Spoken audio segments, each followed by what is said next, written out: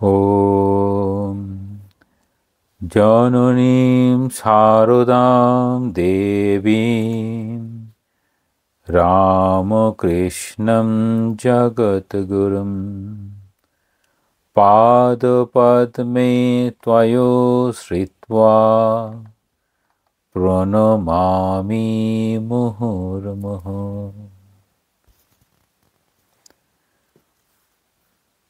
আমি মা সকলের মা। আজ পৃষ্ঠা 16 থেকে পড়া হবে। শ্রীমা ও লক্ষ্মীদি উত্তর পশ্চিম অঞ্চলের স্বামী পূর্ণানন্দ নামে এক বৃদ্ধ সন্ন্যাসীর কাছে শক্তি মন্ত্রে দীক্ষা গ্রহণ করেন। তাহলে এখানে দেখাচ্ছেন শক্তি মন্ত্রে দীক্ষা গ্রহণ করেছেন শ্রীমা সারদা দেবী আর লক্ষ্মী দিদি। পরে শ্রীরামকৃষ্ণ শ্রীমার জিহ্বায় বীজ মন্ত্র লিখে দীক্ষাদান করেন। সারাদিন সব কাজ নিখুঁতভাবে করেও তিনি গভীর রাতে ও ভোরে ধ্যান জপে ডুবে যেতেন। তাহলে বোঝালেন কি করতেন? সব কাজ নিখুঁতভাবে করে তিনি গভীর রাতে ও ভোরে ধ্যান জপে ডুবে যেতেন। তাঁর এই নীরব সাধনার কথা বাইরের কেউ জানতে পারত না। এক জ্যোৎস্না রাতে শুধু স্বামী যোগানন্দ, শ্রীরামকৃষ্ণের সন্ন্যাসী শিষ্য নহবতের দরজার সামনে শ্রীমাকে সমাধিস্থ অবস্থায় দেখে ফেলেছিলেন। আমরা এই বিষয়টা মা কত কি জানতেন সেটি বোঝানোর জন্য একটুখানি দেখব মা কত কি জানতেন। আমরা মনে করি মা কম জানেন, কিন্তু মা কত কি জানতেন সেটার একটা বিষয় আছে। এখানে তো দীক্ষার বিষয়ে বলা হলো। যদি আপনাদের কাছে শ্রীমা সারদা দেবী বইটি থাকে তাহলে 86 পৃষ্ঠা বের করতে পারেন। আমরা যদি পৃষ্ঠা 86 দেখি শ্রীমা সারদা দেবী, সেখানে মা একটি মন্ত্র জানতেন। এটা ইন্টারেস্টিং বলে আমি বইটি থেকে আপনাদের পড়ে শোনাচ্ছি। মানে মা কত কি জানতেন তার মধ্যে এটি একটি। শ্রী মায়ের মনকে সম্পূর্ণরূপে অধ্যাত্ম ক্ষেত্রে নিবিষ্ট রাখার জন্য ঠাকুর একসময় শ্রী মায়ের দ্বারা লব্ধ একটি রোগ সারানোর মন্ত্র ইষ্টপদে অর্পণ করিতে বলিয়াছিলেন। তাহলে মা এই রোগ সারানোর একটি মন্ত্র মা জানতেন। ঘটনাটি শ্রীমা শ্রীযুক্তা যোগিন মাকে বলেন। যোগিন মা একদিন ঠাকুরের আহারান্তে তাহার হস্তে আচমনের জন্য জল ঢালিয়া দিবার পর ঠাকুর অকস্মাৎ বলিলেন, ওগো, আমার গলাটায় বেদনা হয়েছে, তুমি আরাম করবার যে মন্ত্রটি জানতে তা উচ্চারণ করে একবার হাতটি বুলিয়ে দাও তো। যোগিন মা ঠাকুরের আদেশ পালন করিলেন। পরে তিনি শ্রী মায়ের নিকট আসিয়া বলিলেন, আমি যে ওই মন্ত্র জানি, উনি একথা কি করে বুঝতে পারলেন? ইহা শুনিয়া শ্রীমা হাসিতে হাসিতে বলিলেন, ওগো, উনি সকল কথা জানতে পারেন, অথচ মন মুখ এক করে সৎ উদ্দেশ্যে যে যা করছে তার জন্যে তাকে কখনো ঘৃণা করেন না। তোমার ভয় নেই। আমিও এর ঠাকুরের কাছে আসবার আগে ওই মন্ত্র পেয়েছিলাম। তাহলে ঠাকুরের কাছে আসার আগে মা এই রোগ সারানোর মন্ত্র পেয়েছিলেন। এখানে এসে ওকে ওই কথা বলায় উনি বলেছিলেন, মন্ত্র নিয়েছ তাতে ক্ষতি নেই, উহা এখন ইষ্ট পাদপদ্মে সমর্পণ করে দাও।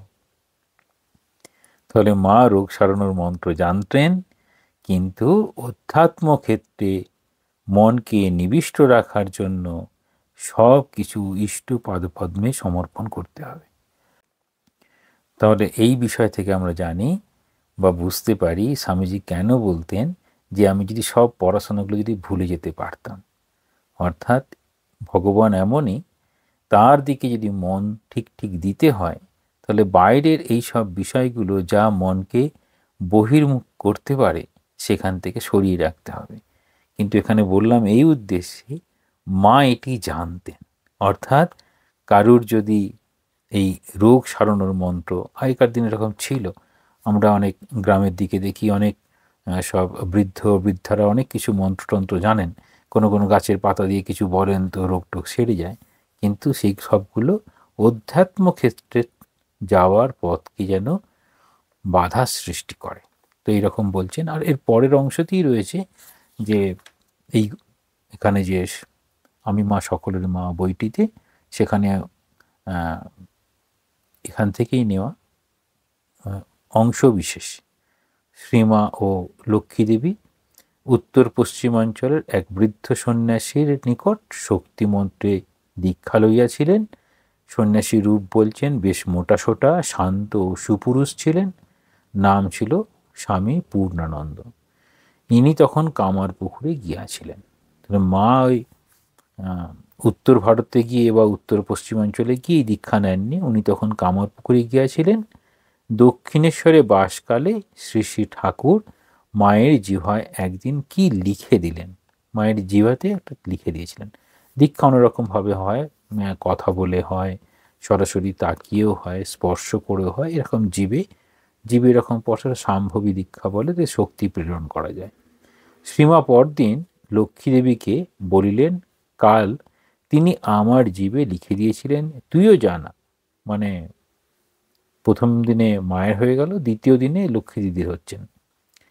ইহার পরে একদিন শ্রীরামকৃষ্ণ লক্ষ্মী দেবীর জিহ্বাতেও রাধাকৃষ্ণের বীজ ও নাম লিখা দিয়াছিলেন। তাহলে মা এবং লক্ষ্মী দেবী পেয়েছিলেন প্রথমে শক্তিমন্ত্রে দীক্ষা, তারপর ঠাকুর মায়ের জিহ্বায় কি লিখে দিয়েছেন সেটি এখানে উল্লেখ নেই, কিন্তু লক্ষ্মী দেবীর জিহ্বাতে রাধাকৃষ্ণের বীজ ও নাম লিখে দিয়েছিলেন এবং উহাকে শক্তিমন্ত্রে দীক্ষিতা, মানে আগে থেকেই এরকম শক্তিমন্ত্রে দীক্ষিতা, সেটি জানিয়া বলেছিলেন যে তা হোক, আমি ঠিকই দিয়েছি। অর্থাৎ গুরুদেব, যারা প্রকৃত গুরু হন, তারা শিষ্যের প্রকৃতি অনুযায়ী তাকে সেরকম মন্ত্র দিয়ে থাকেন, এটি সেটি বললেন। তাহলে এখানে এরকম বলার পরেই তারপর দেখাচ্ছেন যে উল্লেখ করছেন সারা দিনের সব কাজ নিখুঁতভাবে করেও তিনি গভীর রাতে ও ভোরে ধ্যান জপে ডুবে যেতেন। তাহলে কর্ম নিখুঁতভাবে করার চেষ্টা। ঠাকুর অনেক, মানে স্বামীজি অনেক জায়গায় উল্লেখ করছেন যে খুব ভালো রান্না করতে পারে, তার হচ্ছে জপ ধ্যান ভালো হতে পারে, যে খুব ওই উচ্চাঙ্গ সঙ্গীত বুঝতে পারে, অর্থাৎ তার ওই ইন্দ্রিয়টা খুব, মানে খুব ভালো করে কাজ করে, ইন্দ্রিয় মানে শ্রবণেন্দ্রিয় দর্শনেন্দ্রিয় খুব ভালো যদি না কাজ করে তাহলে সম্ভব নয় যে খুব ভালো উচ্চাঙ্গ সঙ্গীত গাইতে পারে, তার খুব জপ ধ্যান হতে পারে, এই সব ধরনের কথা বলছেন। অর্থাৎ সব বিষয়ে পারফেকশান, নিখুঁতভাবে কাজ। তাহলে পারফেকশানটা যদি না থাকে তাহলে তার যেমন তেমন হয়ে যাবে। সারাদিনের সব কাজ নিখুঁতভাবে করেও তিনি গভীর রাতে, এখন প্রত্যেকটা শব্দের অর্থ আমরা বোঝার চেষ্টা করব। এই সারা দিন সব কাজ, তাহলে সারাদিনের সব কাজ এখানে কি বলা হবে না, কর্তব্য কর্ম জ্ঞানে মা করে যাচ্ছেন। মা নিজে যেমন বলতেন সকলের প্রতি কর্তব্য রাখবে, যার যেরকম এক ঈশ্বরে ভালোবাসা থাকবে। ঈশ্বরে ভালোবাসা যখন গভীর রাত্রে, মানে সেখানে আর কোনো কর্মচঞ্চলতা নেই, কোনো এরকম বিক্ষেপ বলি আবরণ বিক্ষেপ, কোনো বিক্ষেপ নেই, মানে মনের চঞ্চলতা সৃষ্টির কোনো জায়গায় নেই গভীর রাত্রে। আর ভোরে ধ্যান জপে ডুবে যেতেন। তাঁর এই নীরব সাধনার কথা। তাহলে সাধনা, আমি এই মন্দিরে গেলাম, অনেকক্ষণ বসলাম, সকলকে দেখিয়ে দেখিয়ে এরকম কিছু করছি, তাহলে সেসব বিষয়গুলো নয়। বিষয়টা হচ্ছে নীরব সাধনা। তাহলে নীরব সাধনা একটা অধ্যায় রেখেছেন শ্রীমা সারদা দেবীতেই, ওখানে একটা নীরব সাধনা কত রকমভাবে মা নীরব সাধনা করতেন সেটি রয়েছে। তো নীরব সাধনার মধ্যে দিয়ে কি কি বোঝানো হয়, তাহলে সেটা দেখা যাবে যে নীরব সাধনা বলতে কি বোঝায়। তাহলে সেখানে কোনো দেখানোর কোনো বিষয় নেই। তাহলে দেখানোর বিষয় নেই বলে সেটি একদম নীরব শান্ত অবস্থায়। আর পরিবেশ শান্ত, মন শান্ত, সামনে হাতের সামনে কোনো কাজ নেই যে সেটি আমাকে ওই উত্তেজনা সৃষ্টি করতে পারে বা আমার মনকে চঞ্চল করতে পারে। ঠাকুর যেমন বলতেন, জপ ধ্যান কোথায় করতে হবে? বনে, কোণে আর মনে। তাহলে এখানে বনে বলতে তখন একদম শান্ত, সামনে কেউ নেই। এবার সেই নীরব সাধনার কথা বাইরের কেউ জানতে পারত না। তাহলে মায়ের এই সাধনা মা কখনোই সর্বসমক্ষে করে দেখাননি যে এরকম করে সাধনা করতে হয়। এবার দেখাচ্ছেন, এক জ্যোৎস্না রাতে শুধু স্বামী যোগানন্দ, শ্রীরামকৃষ্ণের সন্ন্যাসী শিষ্য, তিনি দেখেছিলেন নহবতের দরজার সামনে শ্রীমাকে সমাধিস্থ অবস্থায় দেখে ফেলেছিলেন। পরবর্তীকালে তিনি একদিন কথা প্রসঙ্গে আত্মীয়া নলিনী দিদিকে বলেছিলেন, কি বলছেন দেখুন, আমি তোর বয়সে কত কাজ করেছি। অর্থাৎ নলিনীদির বয়সে ওই সময় ছোটবেলা থেকে কত কাজ করেছি, এসব করেও রোজ 1,00,000 জপ করতুম। তাহলে আমরা কি বলি সাধারণত? আমার এত কাজ, জপ ধ্যানের সময়ই পাই না, এরকম বলি। হ্যাঁ, কোনো রকমে গুরুদেবকে কথা দিয়েছি বলে ওই কোনো রকমে 108 বার জপ করে উঠে পড়লাম। কিন্তু মা বলছেন, মা নিজে কত করতেন? 1,00,000 জপ। আমি খুব সহজেই বলতে পারি যে আমার এখনো কোনো দিনই 1,00,000 জপ হয়নি। তো যার যেরকম চেষ্টা করা। তো এই 1,00,000, এটাকে আবার আমরা যেন এরকম না মনে করি যে 1,00,000 জপ করতে মানে জব ছাড়ার অন্য কোনো দিকে মন নেই, এরকম যেন একটা অর্থ অনেকে করে বসি যে যদি একবার যদি এক মনে রাখতে পারি তাকে তাহলেই হয়ে যাবে। তা কিন্তু এখানে সেরকমভাবে বলছেন না। মা দীর্ঘ সময় ধরে জপ করতেন। মা যেন বলতেন জপাত সিদ্ধি, মা বারবার বলতেন, যেটি গীতাতে উল্লেখ করা আছে, যজ্ঞানাম জপযজ্ঞস্মি, এরকম। তাহলে যজ্ঞের মধ্যে জপ হচ্ছে শ্রেষ্ঠ। তাহলে সেই শ্রেষ্ঠ জপ মা করতেন, সেটি হচ্ছে 1,00,000 জপ করতেন। তারপর বলছেন খাটতে হয়, না খাটলে কি কিছু হয়? তাহলে খাটতে হয়, অর্থাৎ পরিশ্রম। আমরা পরিশ্রম করব না অথচ ফল পাবো, আমাদের জন্য এরকম ঠাকুর এসে আমাদেরকে দিয়ে দেবেন, সেরকম বিষয়টি নয়। সংসারের কাজকর্মের মধ্যেও একটি সময় করে নিতে হয়। তাহলে আমরা এই প্রবৃত্তি মার্গ আর নিবৃত্তি মার্গ, সংসারে সব কিছু করে সকলকে খুশি করার যে চেষ্টা, সেটা হচ্ছে প্রবৃত্তি মার্গের একটি ভাব। কীরকম প্রবৃত্তি মার্গ? সেখানে কিছু পাবো সেরকম নয়, কিন্তু সকলের কাছে মান সম্মান আনন্দ, সবাই আমাকে ভালো বলবে, এই রকম একটা ভাব প্রচ্ছন্নভাবে ঢুকে পড়ে। তারপর আমাদের কাছে বড় হিসেবে দেখা দেয় সেটা হচ্ছে কর্তব্য। আমাকে তো আমার কর্তব্য কর্ম করতেই হবে, এরকম ভাবছি। কিন্তু সেই একই রকমভাবে গুরুকে কথা দেয় যে কর্তব্য সেটা রাখতে হবে, সেটাও তো একটি কর্তব্যের মধ্যে। তাহলে আমরা দেখব যত আমরা মনটাকে ভগবানের দিকে নিয়ে যাব, তত আমাদের বাইরের বহির বিষয়ে মন আর আকৃষ্ট হবে না। তাহলে জপ করতে করতে সিদ্ধি লাভ করা যায়। জপ করতে করতে সিদ্ধি লাভ করা যায় বলেই যজ্ঞের মধ্যে জপ হচ্ছে শ্রেষ্ঠ। মাও উল্লেখ করলেন আমি জপ করত। তাহলে কাজকর্মে, সংসারের কাজকর্মের মধ্যে একটি সময় করে নিতে হয়, খেয়াল রাখতে হবে যে সংসারের কাজকর্মের মধ্যে একটা সময় করে নিতে হবে। তাহলে এখন কি বলা হয়, একটা নিয়মানুবর্তিতা, একটা রুটিন লাইফ করে নিতে হবে মোটামুটিভাবে। সেটার প্রয়োজনের খাতিরে হয়তো পরিবর্তন করা ঠিক আছে, কিন্তু মোটামুটি এটা ঠিক করে নিতে হবে। তাহলে সংসারের কাজকর্ম সেটিও থাকবে, আর ভগবানকে ডাকা সেটিও থাকবে। এই ভাবনাটা একদম কীরকম বলছেন ঠাকুর, যেমন বলছেন এক হাতে সংসারকে ধরে রাখবে আর এক হাতে ভগবানকে ধরে রাখবে। আমার কথা কি বলবো মা, আমি তখন দক্ষিণেশ্বরে রাত 3টের সময় উঠে জপে বসতুম। কোনো হুঁশ থাকতো না। মানে যে উল্লেখ করছেন কি না, আমি কীরকম জব করতাম, কোনো দিকে হুঁশ থাকতো না। আচ্ছা, কোনো দিকে হুঁশ না থাকাটা সেটাকে কী বলা হবে? সেটি হচ্ছে সমাধিস্থ বা ধ্যান হয়ে গেছে, বাইরের দিকে আর কোনো নজর নেই। তাহলে শুরু করছেন কীরকমভাবে না, দীর্ঘ সময় ধরে জব। তাহলে দীর্ঘ সময় ধরে জব করতে করতে তখন মন ধ্যান সমাধিতে লীন হয়।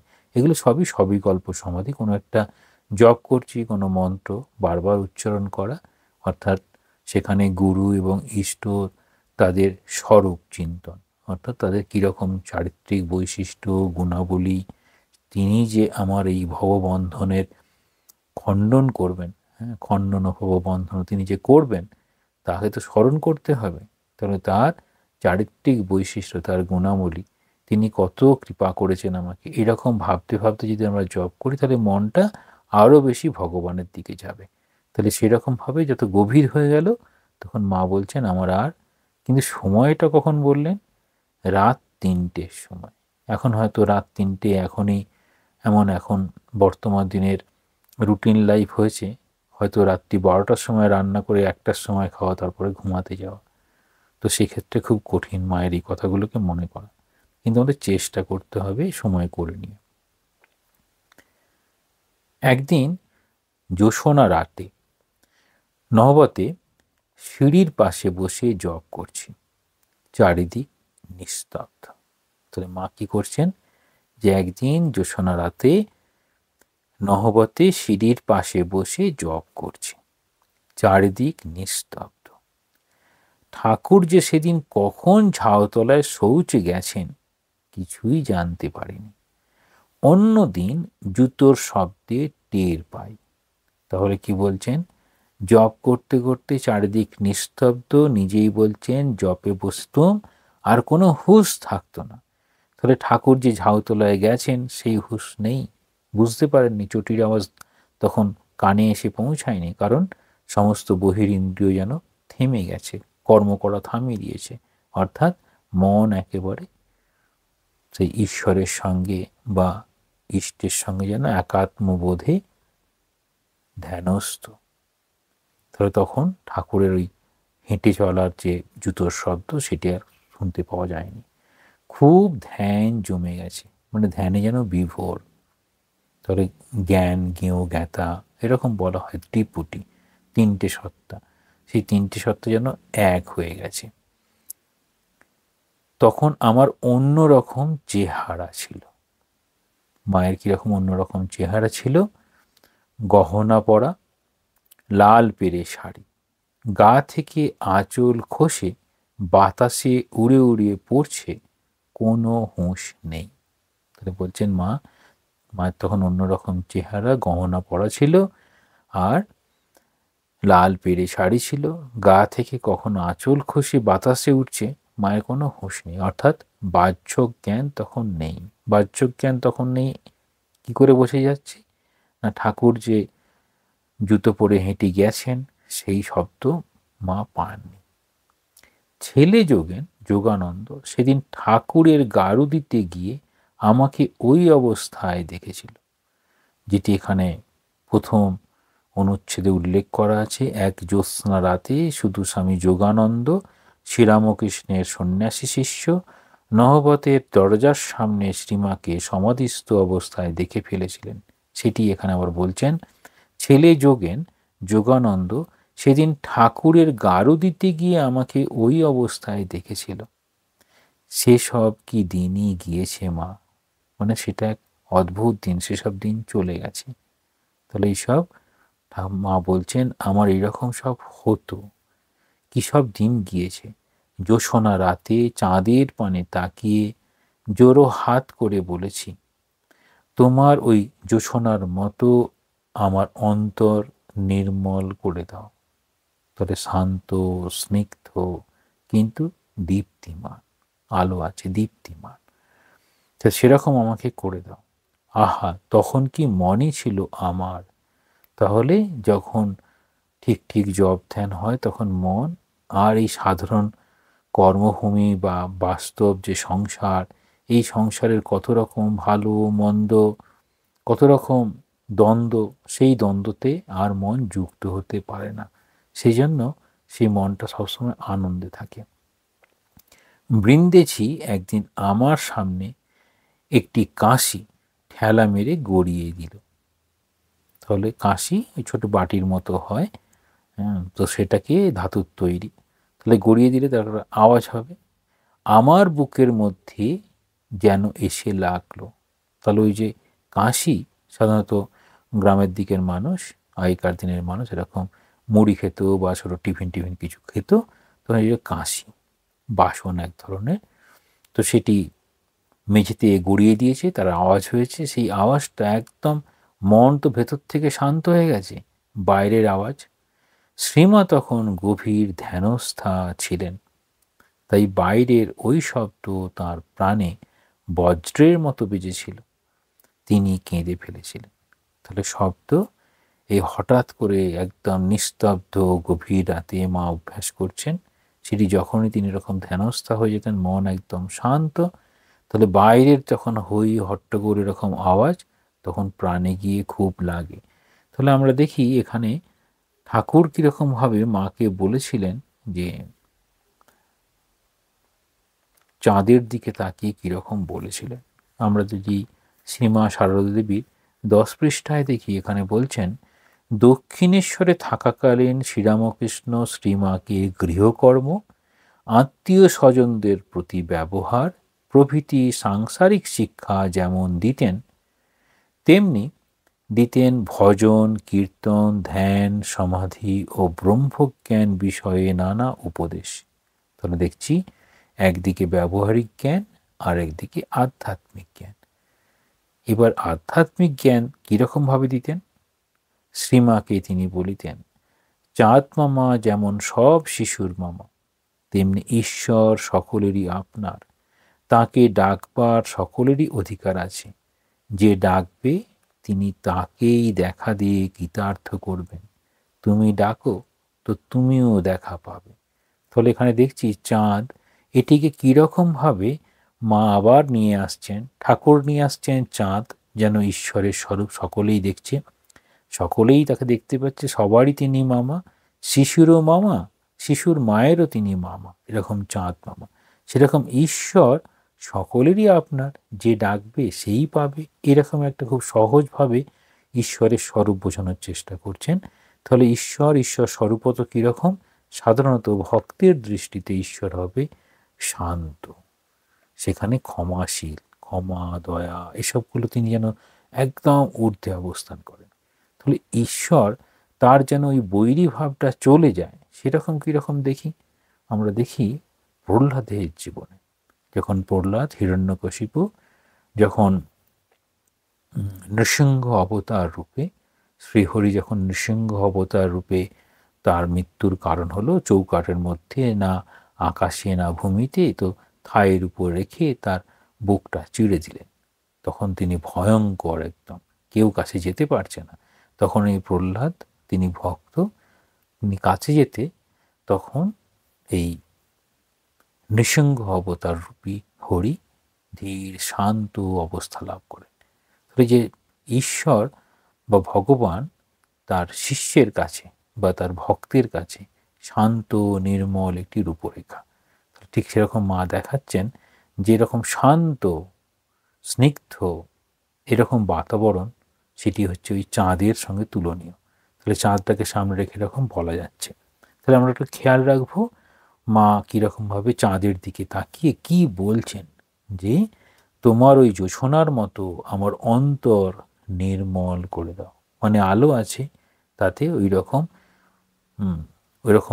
গরমের হলকা বা সূর্যের যেরকম তেজ, সেটি নেই।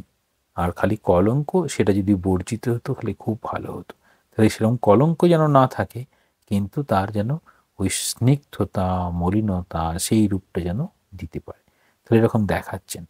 তার পাশেই দেখালেন মা, তখন মন একদম শান্ত, যে কারণে ওই বৃন্দেঝির ধাতব যে বাসন ছিল, কাঁসি, সেটি ঠেলে দিতে যে আওয়াজ হলো, তাতে মায়ের খুব কষ্ট হলো।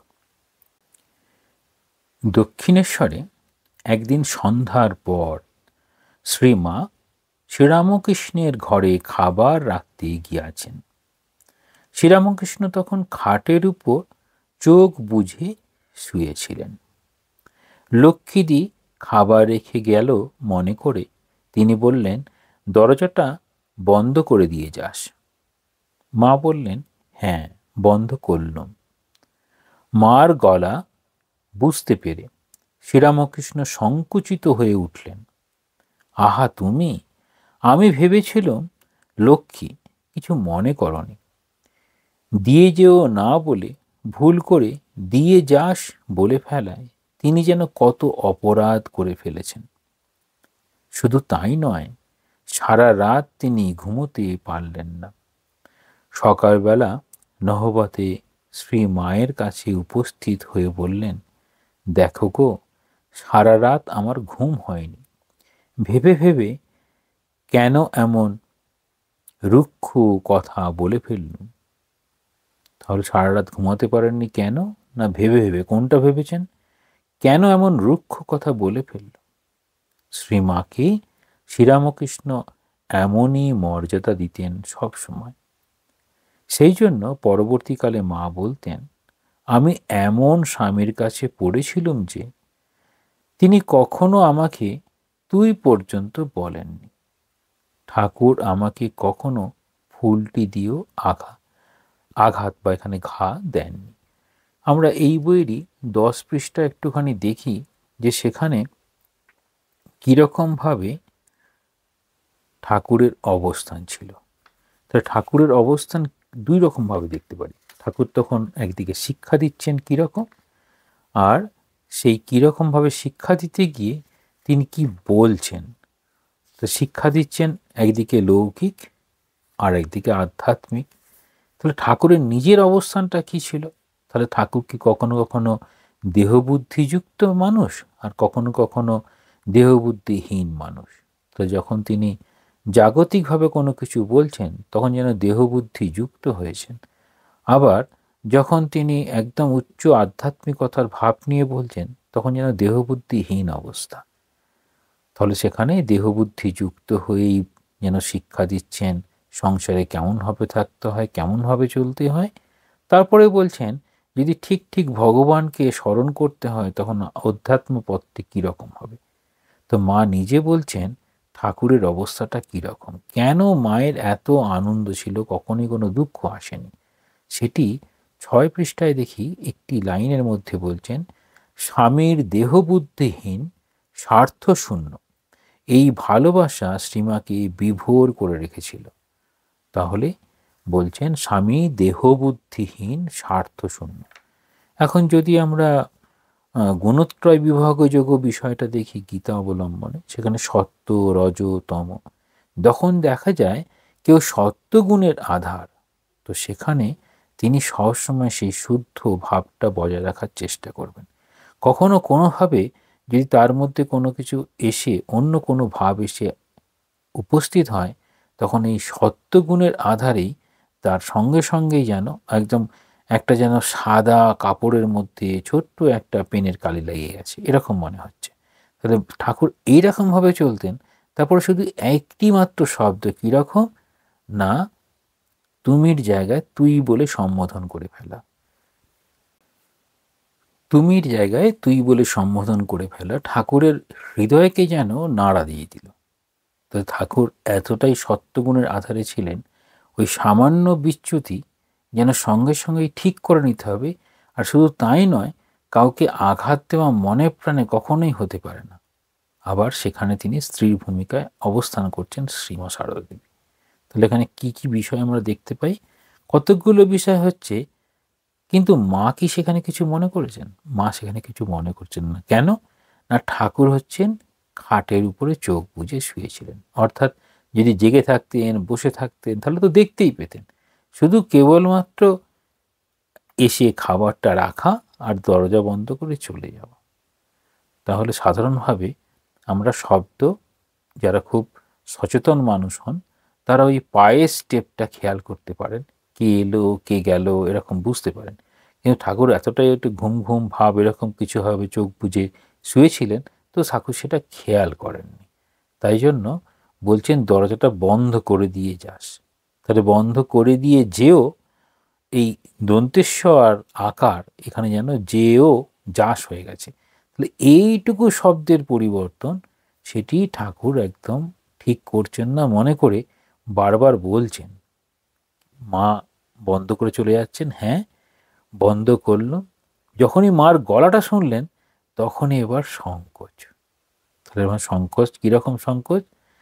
আমি ভেবেছিলুম লক্ষ্মী, কিছু মনে করনি। তাহলে আমরা যদি এবার এরকম দেখি যে স্বয়ং অবতার, তিনিও মাঝে মাঝে ভুল করতে পারেন, এই রকম ভাবতে পারি কিন্তু। হ্যাঁ, অবতার সঙ্গিনী, অবতাররা সবই জানে। তাহলে এটা কি আমাদের শিক্ষার জন্য বলছে, যে আমরা আমাদের কীরকম একটা অদ্ভুতভাবে আমরা দেখি, লক্ষ্য করি, সকাল থেকে শুরু করে রাত্রি পর্যন্ত অর্থ উপার্জনের জন্যই বেশিরভাগ মানুষ বিভিন্ন কর্মে লিপ্ত হই। আর সেক্ষেত্রে আমরা অনেক সময় বলে থাকি, ও পয়সা তো হাতের ময়লা। তো অথচ সেইটি উপার্জনের জন্যই সারাক্ষণ প্রচেষ্টা। আবার যার কাছ থেকে আমরা বেশি সম্মান আশা করি তাকেই বেশি করে বকে ফেলি। কীরকম? আরে এরকম করে ফেললে, ওরকম করে ফেললে, তুমি কিচ্ছু জানো না। এরকম বাবারা তো মায়েদেরকে এরকম বলতেনি। এরকম মা হচ্ছে কিচ্ছু জানে না। তারপরেই আবার মায়ের কাছে আবার বলছেন, এটা করলে কীরকম হয়, ওটা করলে কীরকম হয়, এই রকম। তাহলে এইটা হচ্ছে দীর্ঘদিনের এই পুরুষতান্ত্রিক সমাজে পুরুষ এবং নারী, এই পুরুষেরা যেন অবলীলায় নারীকে অসম্মান করতে পারেন, এরকম অন্তঃপুরীতের বাইরে যেতে পারবেন না, এই সব যে ধারণাগুলো থেকে যেন নারীরা তখন একটু পিছন দিকে চলেছেন। এগুলো সবই যুগধর্মের আধারিত। পরিবর্তন হয়, পরিবর্তন সাপেক্ষ। পরবর্তীতে মা দেখছি তো একদম সবার সঙ্গে কথা বলছেন, যদিও একটা আবরণ সবসময় রেখে, কিন্তু আসছেন। তাহলে সেই সময়ের পরিপ্রেক্ষিতে এটা অন্য কোথাও হলে এটা স্বাভাবিকভাবেই যেন ওই সম্বোধনগুলো চলে। কিন্তু মায়ের ক্ষেত্রে ঠাকুরের ওটি যেন ঠিক হয়নি বলে বলছেন। সেটি দিয়ে এই মহাপুরুষ কিংবা অবতার, তাদের জীবনের প্রত্যেকটি ঘটনা আগামী দিনের মানুষকে শিক্ষা দেওয়ার জন্য। তো সেখানে বলছেন ঠিক কীরকম তাদের সম্বোধনের ভাষা হওয়া উচিত। সম্বোধনের ভাষা হওয়া উচিত তাদের দৃষ্টিতে হচ্ছে এই তুমি সম্বোধন। এটি সংস্কৃতি অনুযায়ী পরিবর্তনও হয়। কোথাও কোথাও তুই এরকম সম্বোধনও চলে, কোথাও কোথাও আপনি সেই সম্বোধনও চলে। কিন্তু ঠাকুর এবং মায়ের মধ্যে যে সম্পর্ক ছিল তাতে তুমির সম্বোধন এখানে উঠে আসছে। তাহলে তুমি না বলে সেখানে তুই বলে ফেলেছেন। এই হচ্ছে বিষয়। এখান থেকে আমরা মায়ের দিক থেকে খেয়াল করতে পারি, মা কি কিছু মনে করলেন, কিছু বললেন না? মা কিছু কিন্তু বললেন না, মা চলে গেলেন আর এই ঘটনাকে সামনে নিয়ে এলেন। তাহলে ঘটনা সামনে নিয়ে এসে কি বলছেন? এই ঘটনার পরে বারবার ঠাকুরের মনে হচ্ছে যে আমি যেন ঠিক করলাম না, একটা যেন কিছু একটা বেখেয়ালে একটা ভুল হয়ে গেল। মানে সবসময় যে আমাদেরকে একদম সজাগ দৃষ্টি রাখতে হবে প্রতিটা ক্ষেত্রে, সেটি যদি না রাখা যায় তাহলে ভুল হয়ে যেতে পারে। তাহলে এই রকম ভুল হয়ে যেতে পারে। তাহলে চোখ বুজে শুয়েছিলেন, বেশ শুয়েই থাকতে পারতেন, কেন ওরকম কিছু বলতে গেলেন? তাহলে এরকম চুপচাপ থাকলে পরে ভালো ছিল। কিছু বললে বলার সময়, তাহলে যখনই আমরা কোনো কথা বলবো সচেতনভাবে বলবো, যাতে ভুল না হয়। আর মা এবার দেখাচ্ছেন যে সর্বদা যাতে মায়ের মর্যাদা থাকে, ঠাকুর সেরকম সবসময় সেই ব্যবহারটি রাখতেন। সেই জন্য বললেন, তিনি তুই পর্যন্ত বলেননি, আর হচ্ছে ফুল দিয়েও যেন আঘাত করেন। এরপর বিষয়টা আসছে, শ্রীরামকৃষ্ণের কাছে ভক্তরা যেসব ফলমূল দিত, তিনি সেসব নহবতে শ্রী মায়ের কাছে পাঠিয়ে দিতেন। তো যা কিছু ফল হতো মায়ের কাছে পাঠিয়ে দিলেন। মা আনন্দে সে সব সবাইকে খাইয়ে দিতেন। তিনি বরাবরই এ ব্যাপারে মুক্ত হস্ত ছিলেন। একদিন স্বয়ং শ্রীরামকৃষ্ণই তাকে অনুযোগ করলেন, এত খরচ করলে কি করে চলবে? শ্রীমা কোনো প্রতিবাদ করলেন না, চুপ করে চলে এলেন। কিন্তু শ্রীরামকৃষ্ণ বুঝলেন যে মা কষ্ট পেয়েছেন। সঙ্গে সঙ্গে ভ্রাতুষ্পুত্র রামলালকে বললেন, ওরে রামলাল, যা তোর খুড়িকে গিয়ে শান্ত কর। ও রাগ করলে নিজেকে দেখিয়ে এর সব নষ্ট হয়ে যাবে। ঘটনাটি উল্লেখ করে ভগিনী নিবেদিতা মন্তব্য করেছেন, শ্রীমা এমনই প্রিয় ছিলেন শ্রীরামকৃষ্ণের কাছে, প্রিয় এবং সম্মানের। বিষয়টা কিরকম বলছেন, যে ঠাকুরের কাছে ভক্তরা ফলমূল দিতে এলেন। স্বাভাবিক, ফলগুলো কোথায় যাবে? ফলগুলো এলে পরেই ভাণ্ডারে চলে যাবে। মা আছেন ভাণ্ডারে, ব্যাস। মা এবার মুক্ত হস্তে সকলকে দিচ্ছেন। তাহলে যাকে যার দেওয়ার সবাই তাকে দিয়ে দিচ্ছেন। এই যে মুক্ত হস্তে দেওয়া অর্থাৎ যা কিছু এলো সেটির ব্যয়, সেখানে ফল হিসাবেই হচ্ছে, সেখানে অর্থ সরাসরি নেই। একদিন স্বয়ং শ্রীরামকৃষ্ণ তাকেই অনুযোগ করলেন। ঠাকুরই বলছেন, এত খরচ করলে কি করে চলবে?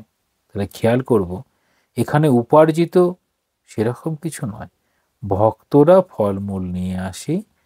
তাহলে এবার আমাদেরকে কীরকমভাবে খেয়াল করতে হবে, পরবর্তীকালে এরকম মঠ মিশন এরকম হবে, খেয়াল করব, হবে এই যা কিছু আসছে যেন ঠাকুরের ভক্তরাই সব কিছু দিয়ে যাচ্ছে। এইবার সেখানে যারা আছে তারা যেন এটা ঠিকভাবে যেন তার ব্যয় করে। ঠিকভাবে ব্যয় করা তার দায়িত্ব, সেটি হচ্ছে সেখানে যারা আছে। এখানে মায়ের ক্ষেত্রে কেন বলছেন? মাকে বললেন সরাসরি, তো মা সকলকে দিচ্ছেন। মা নিজেই পরবর্তীতে বলেছেন, আমি সত্যিকারের মা, গুরুপত্নী নই, পাতানো মা নই। তাহলে মা তার সন্তানদেরকে দেবে, সেটা খুবই স্বাভাবিক। তাহলে সেই বোধ মায়ের কাছে রয়েছে। তাহলে সেক্ষেত্রে সন্তানের জন্য কম বেশি খরচ করা, সেটিতে যেন কেউ তুলনা না করে। অনেক সময় সন্তানের খাওয়া দাওয়ার বিষয়ে বাবা যদি খুব বেশি কথা বলেন, তখন মা একটু মনক্ষুণ্ণ হন, রুষ্ট হন। একই রকম ঠাকুরের ক্ষেত্রেও হয়েছে। ত্যাগী সন্তানরা রয়েছে, তো রাত্রিতে কটা রুটি খাবে সেটা নিয়ে হিসেব হচ্ছে। হ্যাঁ, বেশি খেলে কি হবে, কম খেলে কি হবে। মা বলছেন, না, ওসব দিকটা আমি বুঝে নেব, ওটা মানে মায়ের বিষয়, মানে খাওয়া দাওয়া সংক্রান্ত যা কিছু যেন মায়ের বিষয়। এই রকম সেটিতে ওই সাধন ভজন কীরকম হবে না হবে মা সেসব দেখে নেবে, এরকম বলছেন।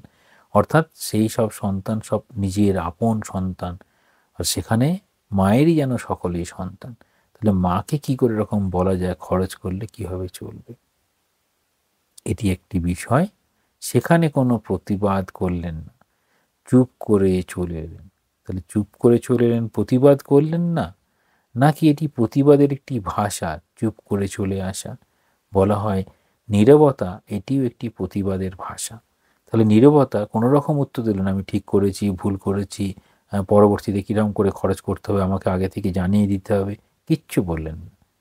তাহলে তিনি এই নীরবতাই, সেটি পরবর্তীতে কীরকম মনে হচ্ছে, ঠাকুর মনে করছেন এই নীরবতার বিষয়টাই উত্তরটা যেন নীরবতা।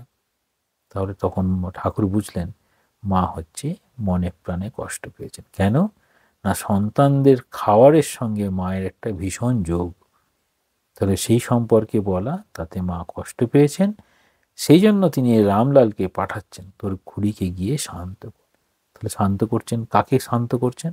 তাহলে মহামায়াকে শান্ত করছেন। মহামায়েরই যেন সন্তান, তিনি ওরকমভাবে দেখছেন। সেই জন্য বলছেন যে মা রাগ করলে, তাহলে মহামায়া যদি রাগ করে, নিজেকে দেখে বলছেন সব নষ্ট হয়ে যাবে। তাহলে তাকে কোনোরকমভাবে রুষ্ট করা যাবে না। কেন? সেখানে কি মাকে কি এখানে শিক্ষা দেওয়ার বিষয় হলো না? মা এখন মায়ের অবস্থান, সেই অবস্থানটা তার বিশ্ব মাতৃত্ববোধের যেন প্রকাশ, সেটি এখন ঠাকুর দেখছেন। ঠাকুর ঠিক অবস্থানটা বুঝতে পারেননি। তাহলে এই যে বিষয়, গোটা বিষয়টা এবার নিবেদিতার দৃষ্টিকোণ দেখানো হচ্ছে যে মা এমনই প্রিয় ছিলেন শ্রীরামকৃষ্ণের কাছে। তাহলে সব থেকে প্রিয় মানুষকে যদি একটু কিছু বলা যায়, তখন তার অনুশোচনা বোধ, তিনি কষ্ট পেলে আমারও কষ্ট হবে, তাহলে এটি আমার ঠিক হলো না। তাহলে ঠিক এর আগেই বলা হলো, তুই আর তুমির মধ্যে সম্বোধন যেন তুই বলা হয়ে গেছে, সেটি যেন ঠাকুর ঘুমাতে পারছেন না, বারবার ভাবছেন এত রুক্ষ কথা বলে ফেললাম, এই একটা বোধ। আর এখানে ঠিক ভাবছেন এত খরচ করলে চলবে কি করে, অর্থাৎ মায়েরই সন্তান, মা খরচ করছেন, তাতে ঠাকুরের এই কথাটা এত খরচ করলে চলবে কি করে। অনেক সময় সাধারণ বাড়িতেও দেখা যায় যেন সব কিছু যেন মায়েরই দোষ, এসে মাকেই বলা হলো যে এসব এত খরচ করলে চলবে কি করে, আমার উপার্জন সীমিত, এইরকম এইরকম। অথচ দেখা যায় বাবারা নিজেদের বন্ধুদের সঙ্গে যখন কোনো কিছুতে খরচ করেন তো হিসেবই রাখেন না। তো এখানে দেখাতে চাইছেন যে মা এবং বাবা, এই মা বাবা মিলে সুন্দর যদি সম্পর্ক না থাকে, তাহলে সেখানে পরবর্তীতে সেই পরিবারের সন্তানরাও ঠিক মতো ভাব নিয়ে বড় হতে পারে না, বা এই সংস্কৃতির বাইরে চলে যায়। তাহলে কি বলছেন, প্রিয় এবং সাথে সাথে সম্মানের বলে উল্লেখ করছেন নিবেদিতা। সীমা এমনই প্রিয় ছিলেন। মায়ের বুদ্ধিমত্তা দেখব কীরকম। মা তাহলে ভীষণ বুদ্ধিমতী ছিলেন। তাহলে এর আগে দেখানো হলো মায়ের কীরকম সাধন ভজন ছিল, সমস্ত কাজকর্ম করার পরেও কীরকম ধরনের সাধন ভজন করতেন, আর তার মন কীরকম ছিল মায়ের, সেটি দেখানো হলো। এখন দেখানো হচ্ছে মায়ের বুদ্ধিমত্তা, মায়ের কীরকম বিচক্ষণতা, সেটি বলা হবে। শ্রীমায়ের বুদ্ধিমত্তার প্রশংসা করতেন ঠাকুর। তারা সব থেকে ঠাকুর যদি প্রশংসা করেন মায়ের তখন ঠিক মান দেয়া হলো। যে কারণে লাট্টু মহারাজ বলতেন, মা কি আর কে আর চিনতে পেরেছে, এক ঠাকুর চিনেছেন আর এক নরেন্দ্রনাথ চিনেছেন, এরকম বলতেন, লোরেন ভাই চিনেছে। তাহলে এরা চিনেছিলেন মাকে, তাহলে মায়ের প্রশংসা করছেন। গঙ্গার তীরে পানিহাটিতে প্রতিবার জ্যৈষ্ঠ শুক্লা ত্রয়োদশীতে চিরার মহোৎসব হয়। সেখানে সারাদিন সেদিন আনন্দের মেলা, হরি সংকীর্তন লেগেই থাকে। শ্রীরামকৃষ্ণ এই উৎসবে যেতে ভালোবাসতেন, একাধিকবার সেখানে গেছেন। একবার এই উৎসবের দিনে সকালবেলা ঠাকুর পানিহাটি যাবার জন্য প্রস্তুত হচ্ছেন। কয়েকজন স্ত্রী ভক্ত তাঁর সঙ্গে যাবেন বলে ঠিক করেছেন। তাঁরা যাচ্ছেন জেনে শ্রীমা ঠাকুরের কাছে জনৈক স্ত্রী ভক্তের দ্বারা জিজ্ঞেস করে পাঠালেন তিনিও যাবেন কিনা। ঠাকুর বললেন, তোমরা তো যাচ্ছ, যদি ওর ইচ্ছা হয় তো চলুক। মা বুঝলেন ঠাকুর মন খুলে অনুমতি দিচ্ছেন না। তার যদি সত্যই ইচ্ছে হতো তাহলে তিনি বলতেন, হ্যাঁ যাবে বই কি। কাজেই তিনি যাবার সংকল্প ত্যাগ করলেন। বললেন, অত ভিড়ে তার অসুবিধা হবে। রাত্রে উৎসব ক্ষেত্র থেকে ফিরে এসে ঠাকুর বলেছিলেন, অত ভিড়, তার উপর ভাব সমাধির জন্য আমাকে সকলে লক্ষ্য করছিল।